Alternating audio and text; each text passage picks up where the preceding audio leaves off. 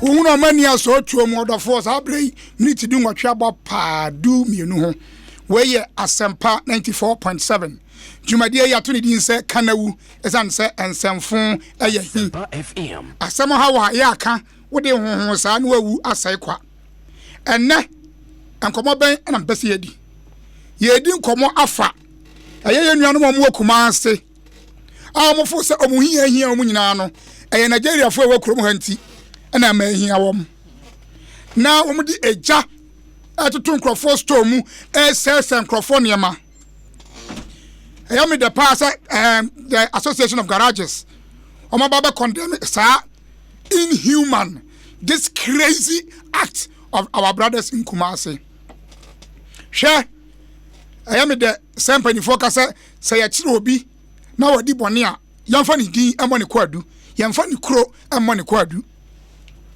What is making you think say there are no Ghanaians in Nigeria? There are a lot of them. Fine, Moki can say Omatimajuma yeah. Per our laws, they are not supposed to be doing retailing, but they are doing it. But is that the way to fight it? As I say, uko fa eja eto nyonko stormu eta so Nigeria ni. Sabi ka fa chimi semsa efrifa. Se Nigeria fo so ka say Ghana fo wa Nigeria omo broma ye be okay. I was born in Nigeria. I want to hear me. Na papa a lecturer at Lagos University. Ya wo me in Nigeria.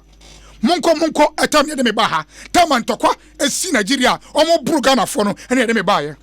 Enema me ma me papa fam no na nyanyama ya nika. Eti Kumasi fo no de mo ye no munya ni mprempren. Stop that nonsense now. Stop that stupidity now. Ukwase onyanko sto se de benti. Obi there be ultimate fam ransha wonsam anya ne wo pe mo amoya sade no Kumasi no you should bow down your head in shame. What sort of nonsense is this? Kunsa be Facebook ni ma me yana afaya mo kakra. We are live on Facebook at Asempa. Uko Facebook abehwe programming live. Afia uko kwa me obadi asre some so obetimi ahwebi. Some of you are viewing. I'm really enjoying you. Share ye timi tra krom ha ema obi anya de ope. Nigeria ni store no uko so na yeden. Alata ni store no uko tum side store no ya odia. Wo hia wo Kumasi no enye Nigeria fo na ma na hia wo. So wo hoden na wo hoden bia fight your leaders so that they give you better life. So that they create jobs for you. Don't go and be attacking innocent citizens of other countries. Sure, I did with South Africa for yebi. I am one person. I was greatly against that thing. South Africa for bro other ahoho. Now what Ghana Kumasi say Nigeria ni was store. Now wako soldier de akoto store. Are you mad? Can I wait and free him? Asempa 94.7.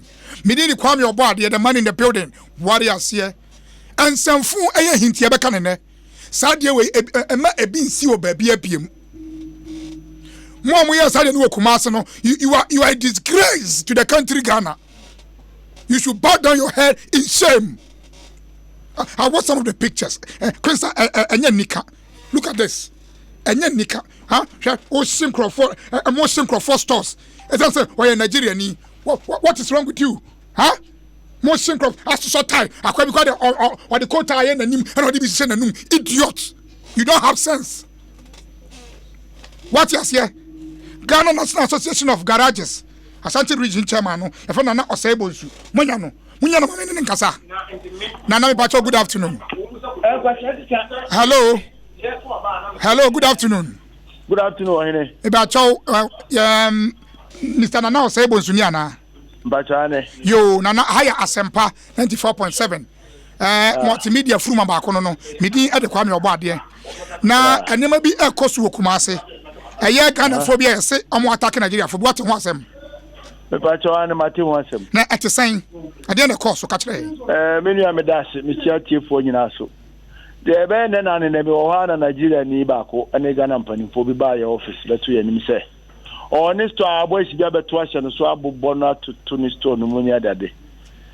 Eda me senye omunya abotre ma yenye hwehwemu se no kwa bi wasema o kan mu a eno achi ne achi se etisa saa de ne ekoso na ye insanu juma yeku ne fe Ghana National Association of Garages yana abanji magazine asase no ode share yensa ode ma yen yetua ho ka obi a otisu bia tisu bi kwa obedi dwa aha no wonka ho na adwadifo na ba begu ha na sa adwadifo abegu ha no omo aso na ni Nigeria fo no eye adwuma na wo man kasa na enya ntawantawa enti die di kan enya nsanu adwuma fo no na ni Nigeria fo enya asem okay enya Ghana National Association of Garages na ni Nigeria fo enya asem na ehefo ankasa na edi dwuma omo ton niema no adwadifo no antam na wo enya sa akasa no me ba cho video bi kwa ronsa me manya bi ahwe enipa na wo video no unimbi me pa cho me kase manya video bi ahwe ma chatro yo wo dia emre pa mu no manya wo number de mesane ama wo ma hu se wo bi kese omo chant war songs ohwe oyu gu ne ho no de bi awura na num kese na nia brese obese Nigeria fon ene ama me hui na enye atisan bia ni ho a obesa enti wo hwa anya mom na mo yesa no na mom enipa bi na ya mo dua broni edi san dwuma no sanete eninti na ye ni abrede because magazine no bi din semoni a wo ye garage stama ya ekwa bia so ye befre wo ekwa bia so ye befre wo bia no sama frɛ wi enso so na wonima nipa krokro wo ye saade no enti the papers for ne ye no akwa ti se wa beta obi fie na wudi semoni wudi se fie wura no yeah enti ne ye ka tom se sadrom ye ne omo nya adwene mo mfa mra nse omo nsam asema omo kan de ye no kre sa ban se e ma hoho en retail ya gitum but omo fa ekwan papa so mra kwa so police won su aban won institutions a wa set up e na omo hwe yes adwuma no enti immigration police customs IRS omo nyina ho obi anya na adwuma na emfa sumdwe emra so dan say individuals bi be fa emra so omo nsam no matu sa na mo no emwa society bia yo ye robos meda wase se awia wo ma yamre e wasempa hwe asem na papa naka no wo be hwe no obi ono tenche afo se ye ntone ne ma Nigeria fonti ne ye nto kro bia amra waso kro ya yetimu amra waso se ahoho enya retailing no mo ye retailing how do we solve it where do we start it is one kata to be ko bi store akoto ni store mu sabe ukwa no no watuo na otwe bo wo a nka hwana wawu se Nigeria force asese Ghana force wo Nigeria no omo tan ya ni a ebe ye. We should not condone this nonsense. More yes, I know. Video no me will be. Master Nama chairman no. But the more process for so. Come on, process for. Will be pure video no piano. Who make it yourself amra and anybody. Ghana in Nigeria ya tikama. Affair ya day. So what you say? Now say, I am kidnap somebody. Bibia Nigeria. And Nigeria phone kwa na kidnap nipa. The make no what you say. Ade de ye wa nya wode no amfa nya obi Christopher kora e wo Bible ni mu maame ba kwa ya ba be send store mu niema e na ogina no kasa utim say aya reho wo say my country people will do the same thing to you say ono so fredi nua bi say o share Ghana ni a wonya ne bone a na ewiase ye kwa na ye ba this is Africa, this is West Africa. I can pick pigeon from here and go to Nigeria. That's how close Nigeria is to Ghana.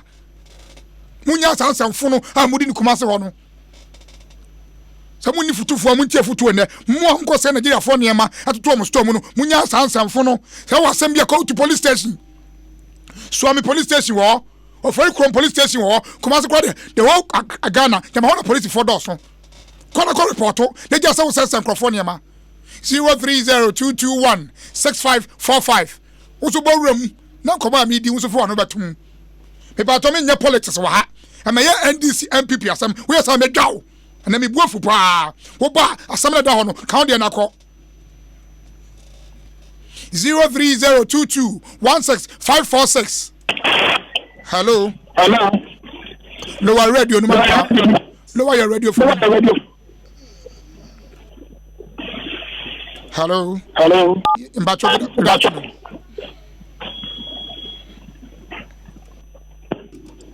ya la mo nyamu fafofo what you say yani abre okromo say ye nyina ye ti West Africa ha Nigeria ni Ghana nie Ghana fo bi kora aware Nigeria fo mo ti Nigeria ho e ho no mo bo mo bra uti kuma say wo attack obi say wo ye retaining I don't need police station uti mo law court say kromo say sa bika fote say timi sam na doso obi kura kwan say ya no sesa tie agu kwan no so say oya demonstration enti obi an kwadwuma o kwan say ya yase tie. Hello. Good afternoon. Oh yeah, line see die hwamo atie for so ba mu anka ba me de pa. Hello.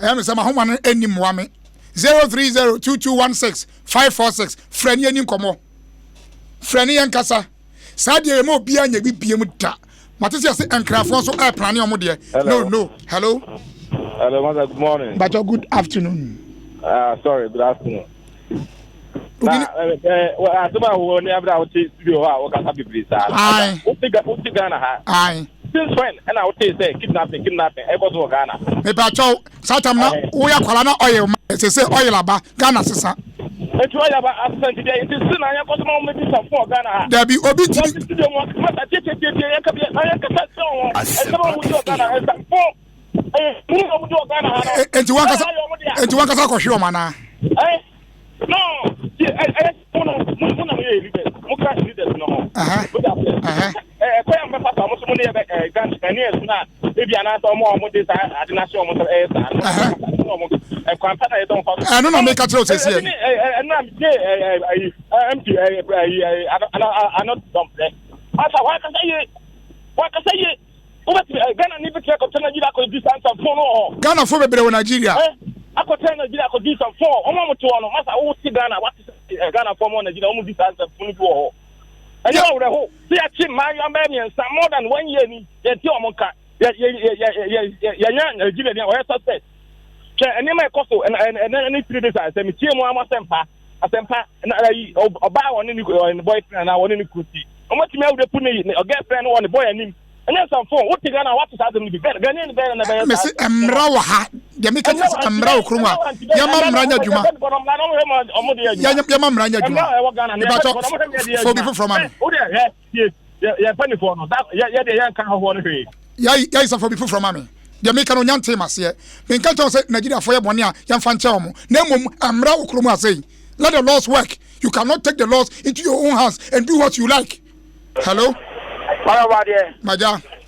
Me didn't papa ya adodona from secretary am ka safi sec man bet ni mu ha boni taw ma me na mre nyo kwa ba de ene woni me ni uni Ghana for ni ye ni kura emla awu mo ka wo se emla bay Ghana emla be na wa emla wa ka na jira for domu ye ye don ko tuma ko station ngura na I free case Ghana emla be na wa masa ise ni abro you say ni abro kwa wa dem ka jiro ise ni abro it is Ghana wo dem land beduma wo from land yeduma na so obi safu bia no ema mra ye de ene ni no ne ka so bi bone na di ko station ngura na dia no se don pe susutiam kwa na obetan tobo susutiam papa yo susutiam sasama me kamunya ntemase yie me se kromo na yete no emra wa ha sense Nigeria for your retailer enya wo hoden ene wuja ene de stop it wo be report na approach for ene omo munimo mra no ene omo di.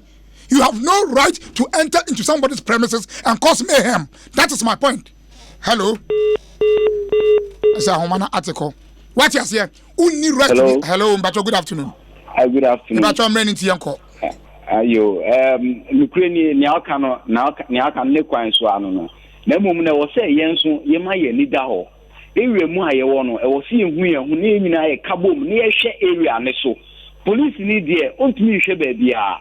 Na se yenya ejeja ye ho obi fifi a nia odi ja ne bakura po no e friend say on fan to ye na akwara na ne nam no ko pe aduane ana ansa na wadi sa nia mani nyina no ejeja akwara no me ekiti omo nti ye ankasa so ye hwe ehunsu ye it say Ghana for Nigeria ni si guzi atama omo pamu Nigeria so fi ha ete wano se den omo so pamu ye nkrofo omo shi Ghana for ne ade ye pese be si biem ye pese nyina transfer asundwe mu enti no obi ye bone a ya tele boko edna ko police station police force o se omo so no ye di nipa be ebe omo se omo nya investigation ye enye se bia ni ombenya bibia bi e wo ho nko ano mbeye wo mu hwe na omo so omo boye ho ban ye kakra meka no no ase bebre se won so do wadwenkyere aba asem ne ye tie the world has become a global village enti se untimi ka say yen Ghana for de yen so be so adware na yen ko ba bia kro bia ni wiase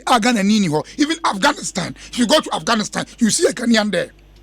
Enti no awo wo kro ma onyam basa hello kofi kokuni akwa hu te san onyanya do e ba to memre ni yanko awoni amna sia wo si mra adwuma no amna ya adwuma ka wo ho won tietiem sa adwum na wo bo na wajiwani amna ya adwuma ti na wo tietiem ka sa o because se amna ya adwuma obi tomra yen fevan amna ti say wo ba scan ni ho e bo le sia ye pesika se mra no de covid na kanu no because ye see obi kra police ni be police for ma yen sumra police for ma yen sumra bi ti sana be banu uba tietiem sa ye mamra no boya adwuma ma obi ansuru keke because obi yen boni an yen fa boni ka ti atian ka nyami ba kira wo na boya yen sa pastor ba tietiem sa o ye boni a Jesus a wo bonu yen fa na no ya adwuma ye be das me de bia me ka se Ghana ha se me president obeba